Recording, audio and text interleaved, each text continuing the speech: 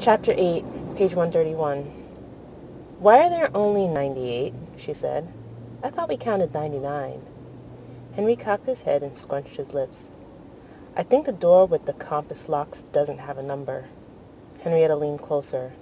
What does it say by the numbers? Does it tell you how to get through? I don't think so, Henry said. But what does it say? About which one? There's 98 of them. How about the mailbox? Henry looked around the diagram and found a little rectangle about where he thought the mailbox was. It had a large number 77 written on it.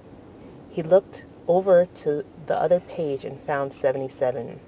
Beside the number were 3 words with slashes between them. Post, Byzantium, when? Henry read. I don't know what that means, Henrietta said. Do you? Page 132. Post means mail. Byzantium is a place. It was in one of the letters. He looked up at her. I left the letters on my bed. I'll get them, Henrietta said.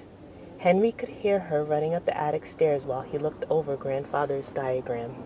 She was breathing loudly when she stepped back into the room with the letters in her hand. The crazy handwritten letter is addressed to the master of the 77th box, she said. Read what it says for the black cupboard. Instead, Henry looked at the one above the mailbox, the door that had rained on his bed. Its number was 56. Beside the 56 on the page were the words Commonwealth, Badon Hill, same. Henry put out his hands, and Henrietta gave him the 2 letters. The top of the typed one said it had been delivered by the Island Hill of Badon chapter. He shivered. Someone must have dropped the letter onto his bed from the other side while he was sleeping. What's the black cupboard? Henrietta asked. Henry found it on the bottom row, or he thought he did. He couldn't quite be sure how many times in from the end it was. Then he looked back at the list of numbers and found number 8. Endor, he said. That's all it says, and it doesn't sound nice at all. It doesn't have to sound nice, Henrietta said. Just exciting. What do you think it means? I think it's a place. Badon Hill is a place. It's where the worms came from in the rain in the second letter. Endor's a place. They're all places on the other side of the cupboard. Do you think we can get through? No. Why not? We're too big. Henrietta thought about this for a moment. There has to be a way we can shrink. I don't think so. What about the other cupboard? Henrietta asked. What does it say again? It says post Byzantium when. The Byzantium part sounds like a flower, she said, and it would be nice if it was a flower place. It's a post office. But what about outside the post office? If you went to the post office, you can go inside, and then where would you be? Henry had not thought of this. His mind had grasped as far as it could grasp such a thing that the cupboards in his room led to different places. But he had thought of those places like anyone else would think of a secret room in the house. He had only gotten, page 134, as far as thinking of Badon Hill as a place with trees and Byzantium as a yellow post office. It had not even crossed his mind that those places could in turn lead to other places, which might lead to other places and to other places, as many places as there were stars or people or breaths in the wind. Do you think these might be whole different worlds? He asked.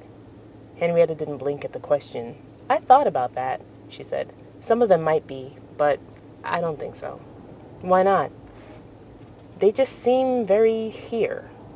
Oh, Henry said. Henrietta was reading over his shoulder. Look, she said, and pointed. This one says Arizona. I've been to Arizona, and it's not in a different world. Henrietta looked. She was right. Arizona was written beside number 17. Which one is it? Henry asked, and they both scanned the diagram for number 17. They found it 4 up from the bottom on the left side. They read through the list for any other names they recognized. The rest of the words meant very little to them. Ask 'em reminded Henry of something, but he didn't know what. When they'd read through the list, Henry closed the journal and sat on his grandfather's bed. "What's wrong?" Henrietta asked.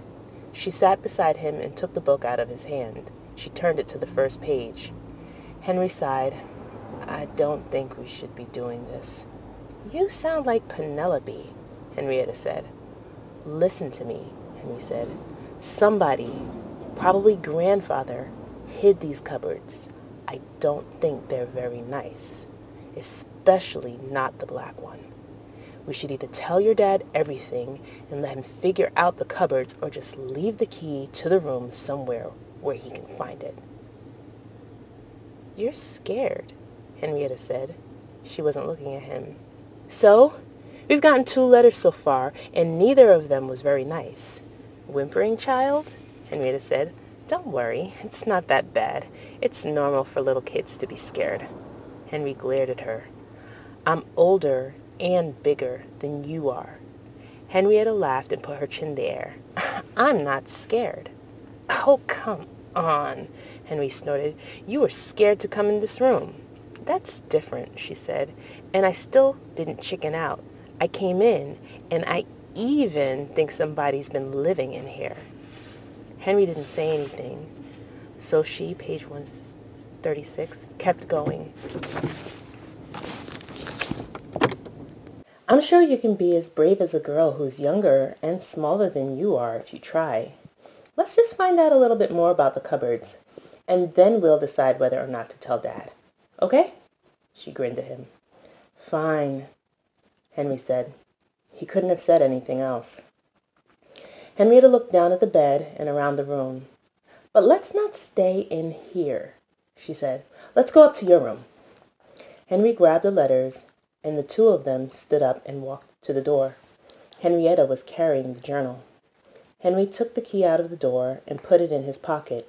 He pulled the edge of the door, let it swing as close to the jamb as it would go, and then stuck his finger in the hole where the knob would have been and shut the door the rest of the way. "Lock it so it doesn't swing open," Henrietta said. Henry pushed on the door. It didn't move.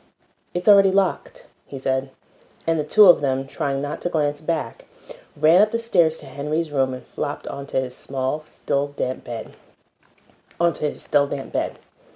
For a long time, they matched the numbers and names to the cupboard on Henry's wall. When they started to lose track, Henrietta wrote the name and numbers of each cupboard on little pieces of paper that she cut out from one of her old school notebooks. Then she taped them onto the doors, always careful to avoid stepping in Henry's little accident.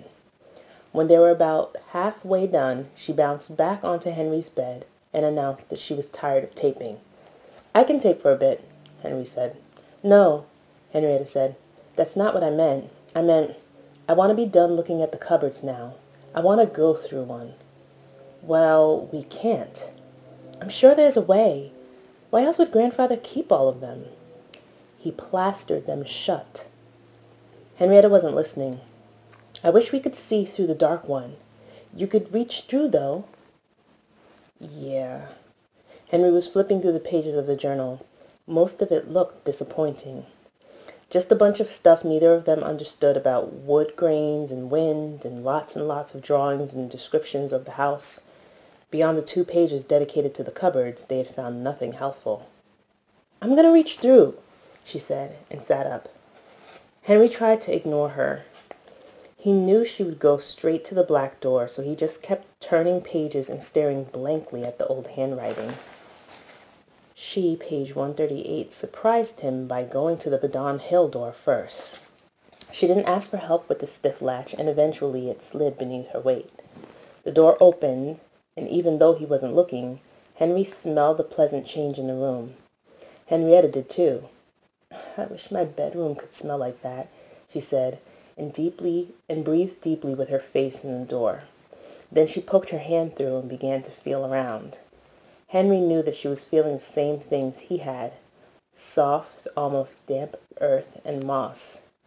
She held quite still for a moment before she pulled her hand back. She smiled at Henry. "I could feel the sun," she said, and turned back to the cupboard. "I think I know how we could see through." "How?" Henry said. He was looking now. "It's not dark on the other side," Henrietta said. "For some reason, the light just doesn't come through. I think we need a periscope." Henry laughed. "A periscope?" he asked. "Where are we going to get one?" "I have one in the barn. Mom and Dad gave it to me for my last birthday. Dad made it. I'll be right back." She left Henry by himself sitting on the bed. He was looking at the door to Badon Hill. Soon he was feeling around the inside again. He pulled some crumbling wood and a beetle back through, and then reached again as far as he could. There was no top, just rough, rotting sides and an earthly bottom. Suddenly, he felt the sunlight on the back of his hands and fingers. He sat back and thought, a periscope might work. Henry looked down at the black door. If it did work, then Henrietta would want to look through that one, and he would be sick again. The green towel still marked the spot of his first embarrassment. He pushed the towel with his toe, then he bent over, rubbed the floor with it, stood up, and hurried downstairs, breathing through his mouth.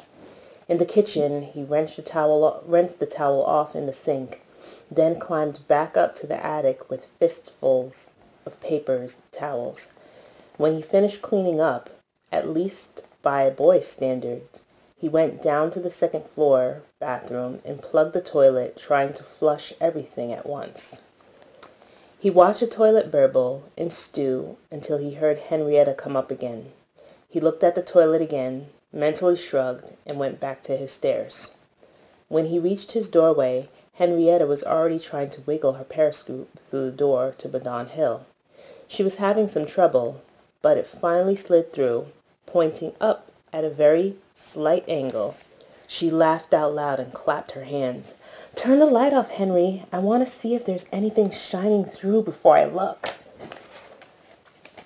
Henry slid page 140 between the wall and the bed and over to the lamp, but he didn't turn it off. "Which way is it pointing?" he asked. "What do you mean?" "I mean, is your periscope looking up at the sky, down at the ground, or sideways? It won't look straight out." Henrietta looked at him blankly. "Why not?" "I think it must be pointing down." Henry was right. Frank had made this periscope out of a PVC pipe and old motorcycle mirrors, a viewing box that was attached to the bottom, and Henrietta had it pointing up so she could look down into it. The length of the pipe ran into the cupboard, and on the other end, where Henry and Henrietta couldn't see, was a box pointing the opposite direction from the first one, almost straight down at the ground. Henrietta bent over the view box and looked. "I can see," she said. "It's all green." "It's probably grass." Henrietta sat back up. "So how do we look out?" she asked. "Well," Henry said, "we'll probably have to take the box off the other end." "You mean break it?" "No, I mean take it off so we can look straight out. We can always put it back on." Page 141. Henrietta wiggled the pipe back through the cupboard and handed it to Henry. "Be careful. I don't want Dad to think I broke it." "He wouldn't notice anyway." Henry gripped the pipe and pulled at the box on the top. He tugged and twisted until it came off in his hand. "He didn't glue it," Henry said. "It'll go back on easy." This time Henry tried to shove the pipe through the cupboard, but he just fumbled with it. Finally, Henrietta took it and fed it through. "Now turn off the lights," she said. Henry did, and then he shut his two doors. He and Henrietta both caught their breath. A solid beam of sunlight shot up through the view box, through the wandering dust in the air, eventually arriving in a bright spot on Henry's ceiling. "There's light," Henrietta managed. "Look through," Henry said. Henrietta leaned slowly over the view box, blinked a bit, and then looked. After a moment, she pulled away from the box, her eyes watering. "What'd you see?" "Some grass and tall trees and the sky, and then I looked right at the sun by accident. A big rock. Let's put the box on. I want to look at the sides." "Let me look first." Page 142. What Henry saw was green and upside down. He saw tall glass blowing gently around the end of the pipe. Beyond that was a gray moss-topped surface of what seemed to be a large stone. Even farther were the tops of some very tall trees. Henry pushed his end of the periscope down as far as it would go, and the view climbed higher. There were leaves on the top of trees, but mostly a very blue sky, and in that blue sky was a single cloud. He lifted the view box and tried to make out the stone. It was not long before he recognized it, and it was after he recognized it that he saw what looked like bones perched against the left end of the stone. A skull, almost nose up, was leaning against the gray wall of the rock. Moss-flecked yellow and ivory spread beneath it. Henry couldn't see it well, but he could make out the long snout, part of an eye socket, and one row of upper teeth with big canines. His first thought was wolf, then dog, and finally black dog. Henry sat up quickly. He had forgotten most of his dream, but the thought of the black dog brought it all pouring back. All the images of his climb, the trees, the stones scurried through his mind. "We're in the crack of the old tree," he said. "What?" Henrietta said. "What do you mean?" "I dreamt this place," Henry said, and he described it all for her, from the beginning to the end.